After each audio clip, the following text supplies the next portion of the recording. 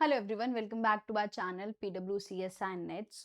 जो डीबीटी और CSI net का मर्जर हुआ था, हमने बहुत बार ये चीज़ एक्सप्लेन की है कि उस मर्जर से जो सिलेबस आया है वो दिसंबर 2026 साइकिल से एप्लीकेबल होगा। फाइनली जो बच्चे अब प्रिपरेशन स्टार्ट कर रहे हैं या कुछ बच्चे जिन्होंने जून 2026 में ऑलरेडी एग्जाम दिया है, उन सभी लोगों को अब से नया वाला जो सिलेबस है वो फॉलो करना है अपनी पढ़ाई करने के लिए। एंड बैचेस में भी एंड यूट्यूब पर भी जो सेशंस होंगे उनमें न्यू सिलेबस के अकॉर्डिंग ही पढ़ाया जाएगा। बट स्टिल बहुत सारी कंफ्यूजन्स हैं कि क्या मेजर चेंजेस हुए हैं और कौन कौन से माइनर चेंजेस हैं जो सिलेबस में की गए हैं। देखो, सबसे इंपॉर्टेंट बात जब हम स्टार्ट करें तो सबसे इंपॉर्टेंट चीज तो यही है कि जो पहले वाला सिलेबस था ये बेसिकली आपका ओल्ड सिलेबस है। This is your old syllabus, जिसमें आपको यहाँ पर 13 यूनिट्स दिखाई देती हैं। ये ओल्ड सिलेबस है जिसमें 13 यूनिट्स दिखाई देती हैं। एंड ये है आपका नया वाला सिलेबस जिसमें आपको पहले ही दिख जाता है कि यूजीसी सीएसआई डीबीटी नेट। तो बेसिकली सबसे पहले इंपॉर्टेंट चीज जो नोट डाउन करने की है वो यही है कि यहाँ पर हेडिंग ही डीबीटी है। सो दिस इज द सिलेबस जो दिसंबर 2026 से अब से शुरू होगा। एंड यहाँ पर आपको 14 units on the very first day आपको दिखाई दे जाती हैं। जब भी आप सिलेबस डाउनलोड करें तो आइडेंटिफाई करने के लिए आप ये दो पॉइंटर्स चेक कर सकते हो कि डीबीटी मेंशन होना चाहिए एंड उसके साथ साथ 14 यूनिट्स अगर फर्स्ट पेज पर दिख रही हैं, so that is your syllabus जो आपको यूज करना है। अब कौन से मेजर चेंजेस है, कौन से माइनर चेंजेस है वो देखते हैं। तो सबसे पहले तो चेंज यही है कि 13 यूनिट से 14 यूनिट्स हो चुकी हैं। अगर हम यूनिट वाइज जाएं तो सबसे पहले यूनिट नए वाला syllabus, this is your new syllabus, इसे भी लिख लेते हैं। So this is actually your new syllabus. So इसमें अगर आप देखो structure and function of biomolecules, जिसे पहले लिखा जाता molecules and their interaction relevant to biology, नाम बदल दिया गया है बट यूनिट वही है। अंदर जो सिलेबस है अगर आप इसको कंपेयर करें, अगर हम इसके अकॉर्डिंग कंपैरिजन भी करें, फर्स्ट यूनिट पर जाएं। फर्स्ट यूनिट जो है ये ओल्ड वाला जो सिलेबस है, इसमें भी फर्स्ट यूनिट ये जो है आपकी बायोकेमिस्ट्री है। नए वाले में भी जो फर्स्ट यूनिट है वो बायोकेमिस्ट्री है, just the name has been changed. Just the name is change, entire content जो है वो सेम रखा गया है, कोई चेंजेस नहीं है। और थोड़ा सा जो इंपॉर्टेंट पॉइंट नोट डाउन करने का है, पहले क्या होता था कि आपको एज अ टीचर और स्टूडेंट खुद बहुत सारी चीज़ें जो हैं सीएसआई नेट में गेस करनी होती थी। अच्छा, ये टॉपिक आ रहा है तो इसमें ये वाला सब टॉपिक भी आएगा, ये नहीं आएगा। बट अब जो नया सिलेबस है उसमें बहुत सारी चीज़ें इलेबोरेट हैं, बहुत क्लियरली पॉइंट्स मेंशन किए गए हैं कि कौन सा टॉपिक पढ़ना है और कौन सा आएगा। तो सब टॉपिक्स भी बहुत क्लियरली मेंशन किए, that is a very good thing.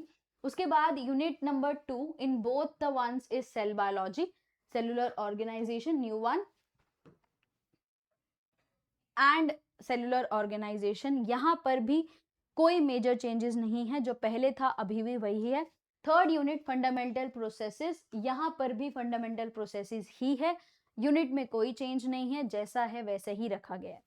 Cell communication and cell signalling, अब जब अगर आपने जिसने जून 2026 वाला सिलेबस फॉलो किया होगा और जब वो दिसंबर 2026 का सिलेबस देखेंगे, उन्हें जरूर लगेगा कि cell communication and cell signalling में थोड़ा सा बदलाव किया गया। बट अगर हम उस बदलाव को देखें, this is the new one. Simply इन्होंने क्या किया है, यूनिट्स को ऊपर नीचे कर दिया है, पार्ट्स को ऊपर नीचे कर दिया। अगर मैं आपको यहाँ पर ओल्ड में दिखाऊं तो होस्ट पैरासाइट इंटरैक्शन फर्स्ट था, ए पार्ट जो था वो होस्ट पैरासाइट इंटरैक्शन था ओल्ड वन में। और न्यू वाले केस में जो होस्ट पैरासाइट इंटरैक्शन है, पैथोजन इंटरैक्शन है, उसे डी वाले पार्ट पर भेज दिया गया है और सेल सिग्नलिंग ऊपर आ गया है और कैंसर लास्ट में चला गया है। सिमिलरली लास्ट में क्या होता था, सेल सिग्नलिंग जो था वो सेकंड पर था, सेल कम्युनिकेशन होता था, फिर कैंसर एंड फिर इनेट इम्यूनिटी। तो इन्होंने A B C D E part जो है उसकी रीशफलिंग कर दी है। तो इस तरीके से जो है इसको थोड़ा सा मॉडिफाई किया है, बट स्टिल उसमें भी जो अंदर वाले टॉपिक्स हैं, सब टॉपिक्स हैं, वो कंप्लीटली सेम है, कोई डिफरेंस नहीं है। उसके साथ साथ एक जो मेजर चेंज हमने यहाँ पर देखा कि डेव बायो में भी कोई चेंज नहीं है, dev bio is same, plant physiology is also same, animal physiology is also same. Inheritance में भी बहुत सारे टॉपिक्स की शफलिंग की गई है। रिकॉम्बिनेशन अगर हम पुराने वाले के अकॉर्डिंग जाए तो रिकॉम्बिनेशन जो था वो बहुत क्लियरली पहले यहाँ पर एक पार्ट बनाता था रिकॉम्बिनेशन। अब यहाँ से रिकॉम्बिनेशन को हटा दिया गया है।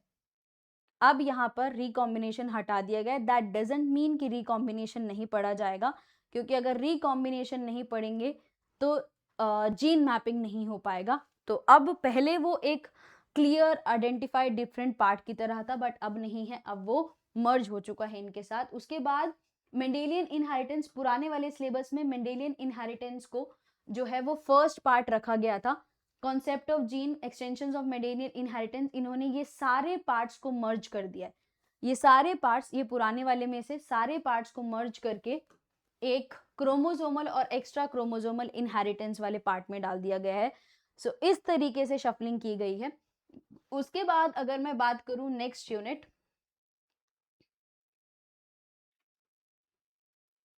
Diversity of life forms. अगर आप पुराना वाला सिलेबस देखो, diversity of life forms, evolution अलग अलग है, but in the new syllabus diversity of life form और इवोल्यूशन को मर्ज करके एक यूनिट बनाई गई है। एंड इकोलॉजी और इवोल्यूशन के सिलेबस में इंटरचेंजेस हैं। कुछ सिलेबस जो पहले इवोल्यूशन में था अब उसे इकोलॉजी में भेजा गया, इकोलॉजी वाले को इवोल्यूशन में भेजा गया। तो yes, this is the changes, but जो बाइफर्केशंस हैं वो पुराने वाले के अकॉर्डिंग ही चलेंगे।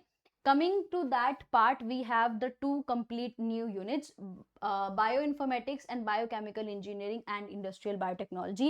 Entirely new units, completely new units, सब कुछ नया है।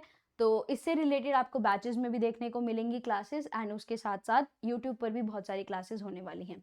Advances is biotechnology and methods in biology, since ये दो टेक्निक्स की यूनिट हैं तो इन्होंने इन टेक्निक्स के साथ, इन दो यूनिट्स के साथ भी इसको 11-12 को बेसिकली अलाइन करने के लिए कुछ शफलिंग जो है इन दोनों यूनिट्स में भी की गई है।